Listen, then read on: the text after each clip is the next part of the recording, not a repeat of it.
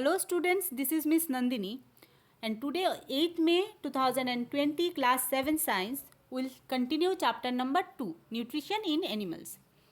So in the previous class I explained that nutrition in animals undergo 5 steps and what those 5 steps are: ingestion, digestion, absorption, assimilation and egestion. Ingestion we already had discussed in the previous class. Today we will start from digestion. So what is digestion and why do we need to digest the food? See, whatever we are eating, all kinds of animals, we are eating food. These food basically are very complex molecules and the cell which absorb the nutrients in the food cannot digest or cannot absorb the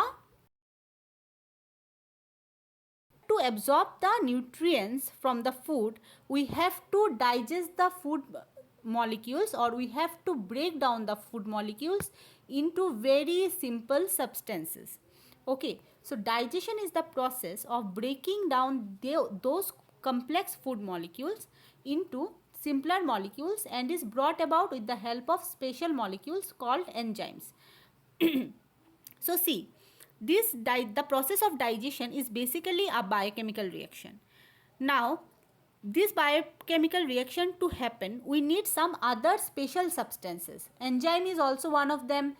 There are some other substances like digestive juices. So all these things are required for digestion. Now what are enzymes? Enzymes are protein which help in the process of digestion. Also it acts as a catalyst, means it speed up the process of digestion. Now digestion in lower organisms like Hydra or amoeba, it is intracellular, and in higher organism like birds or frog or humans, it is extracellular. So what does intracellular means? See, intra means within the cell and extracellular means outside the cell. Means the process of digestion is happening within the cell in lower organism, and in higher organism, since we are having a particular well designed digestive system, so within the digestive system the whole process of digestion is happening. After the digestion is done, then we are sending this digested food to the various part of the body with the help of circulatory system, and then the cells absorb those digested food. So here you can see the digestion is happening outside the cell and digested food is taken by the cells. So it is extracellular. Now let's go to the third step of nutrition, that is absorption. Once digestion is done, then the digested food is sent to the intestine wall, and from the intestine wall it is sent to the circulatory system.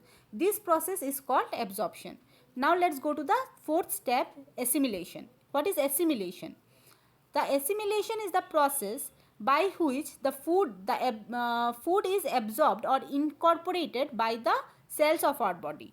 Okay, that means from the circulatory system, the various cells, cells which are present in the various parts of the body absorb the nutrients from the circulatory system. That is called assimilation.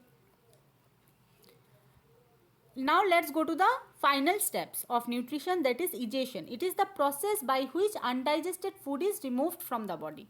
See, whatever we are eating is not getting digested. Why? Sometimes we are eating more than required, sometimes there are some toxic materials, sometimes there are some undigested part of the food. So all those things which are not required by our body is thrown out or given out from the body.